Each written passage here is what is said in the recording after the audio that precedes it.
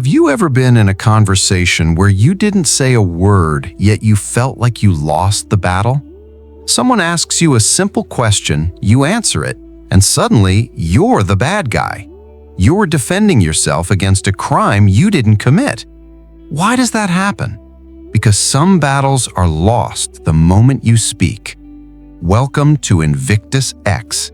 Today, we are going to learn the art of the Stoic Shield. We are taught from a young age that communication is key. We are told that if we just explain ourselves clearly enough, people will understand us. But the Stoics, Marcus Aurelius, Seneca, Epictetus, they knew a darker truth about human nature.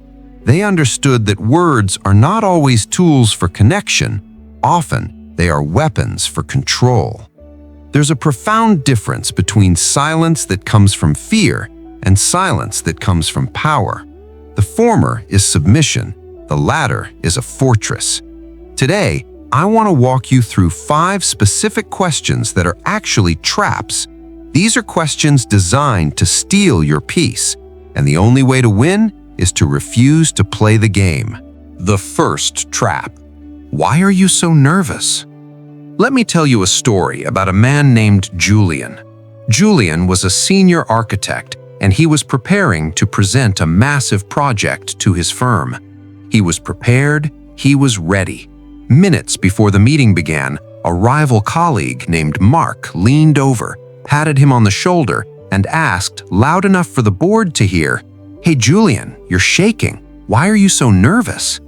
Now look at the brilliance of that trap. Julian wasn't shaking, he wasn't nervous, but the moment Mark asked that, the entire room looked at Julian to see if he was shaking. If Julian says, "I'm not nervous," he sounds defensive and loud. If he says, "I'm just tired," he admits weakness. Julian fell for it. He started explaining that he didn't sleep well because he was working on the slides. Suddenly, the board wasn't thinking about his architecture, they were thinking about his instability. This is what modern psychology calls gaslighting, but the Stoics just called it a test of impressions.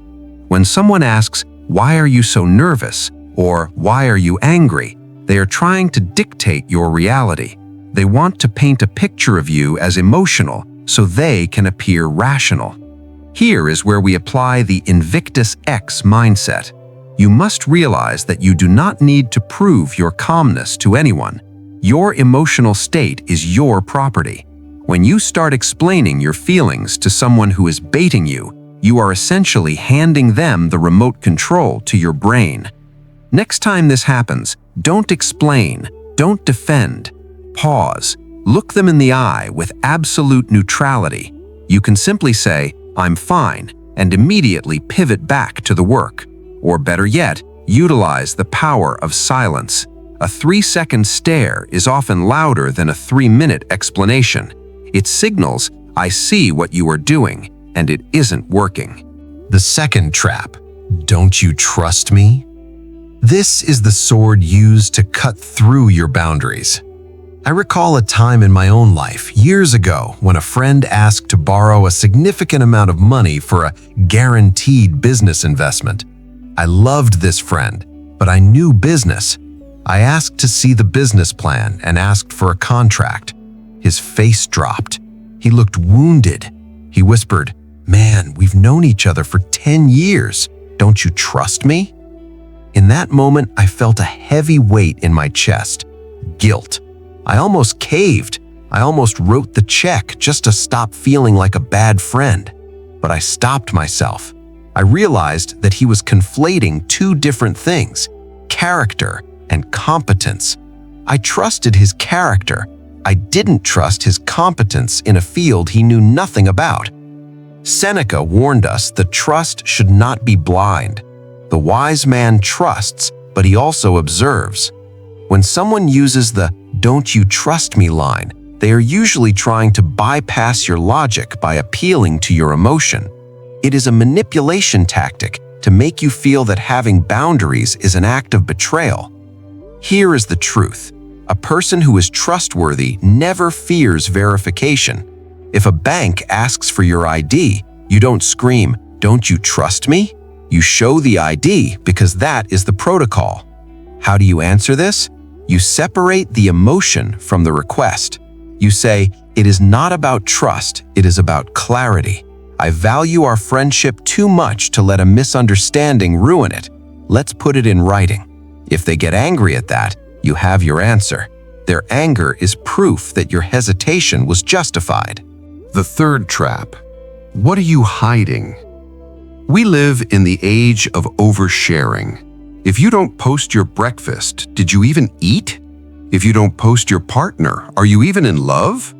This digital exhibitionism has created a culture where privacy is viewed as suspicion. I've seen this destroy relationships. One partner wants a moment of solitude, or keeps a journal, or simply doesn't want to talk about every detail of their day.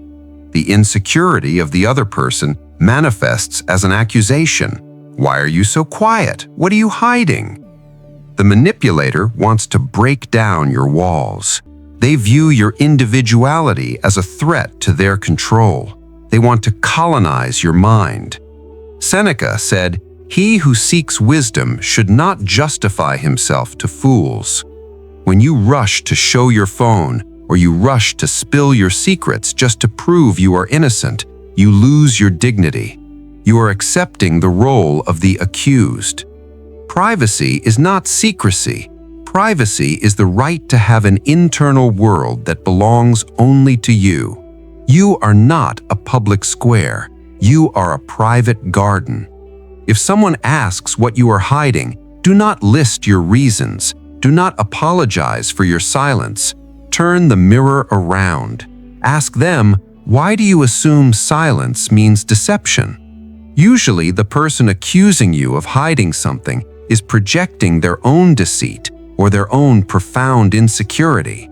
Do not let them export their anxiety into your soul. The fourth trap. Do you think you're better than everyone else? This is the crab bucket trap. If you put a single crab in a bucket, it might escape. If you put a dozen in there, whenever one tries to climb out, the others will pull it back down. This happens the moment you decide to upgrade your life. Let's say you stop gossiping. You stop drinking alcohol on weekends. You start waking up early to train. You are not judging anyone. You are just focusing on INVICTUS X, your unconquerable self. But your old circle will feel your growth as an insult. They will say, "Oh, you're too good for us now? You think you're better than everyone else?" I remember when I stopped engaging in negative gossip at work. I used to just sit there and not participate. Eventually, a coworker snapped, "What, you're too holy to talk trash with us?" I felt the urge to apologize. I wanted to say, no, I'm just tired. But that would have been a lie. I was trying to be better. Not better than them, but better than who I used to be. Epictetus taught us that if you wish to improve, you must be content to be thought foolish and stupid by the crowd. When you answer this question by diminishing yourself by saying, "No, I'm just like you," you are betraying your own potential. You don't need to preach to them. You don't need to correct them. Just smile and say, "I'm just doing what feels right for me right now." That's it. Respect your own path enough not to apologize for it. The fifth trap. You won't get offended if I tell you the truth, right? This is the poison wrapped in sugar. It is the polite preamble to a verbal assault. In my experience, 99% of the time someone says this, they are not about to offer constructive criticism. They are about to unload their toxicity, and they want you to sign a waiver first. They want you to agree not to get mad, so that when they say something cruel, they can say, "Hey, you promised you wouldn't get offended. You're being sensitive." It is a trap to disable your self-defense mechanisms. A true friend who wants to help you improve doesn't need a disclaimer. They speak with love. They speak to build you up, not tear you down. As Marcus Aurelius reminded us, we must not be like the enemy. When someone asks this, do not give them blind permission. Do not say, "Sure, go ahead."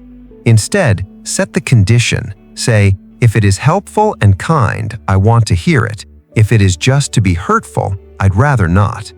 Watch their reaction. If they get defensive, you know they intended to hurt you.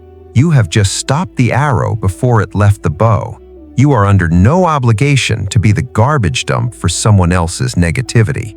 The ultimate lesson here is not about being cold or distant. It is about being sovereign. The world is noisy.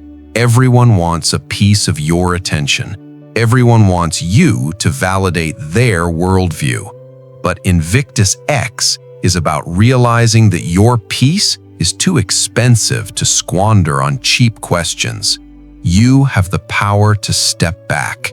You have the power to let the question hang in the air, unanswered.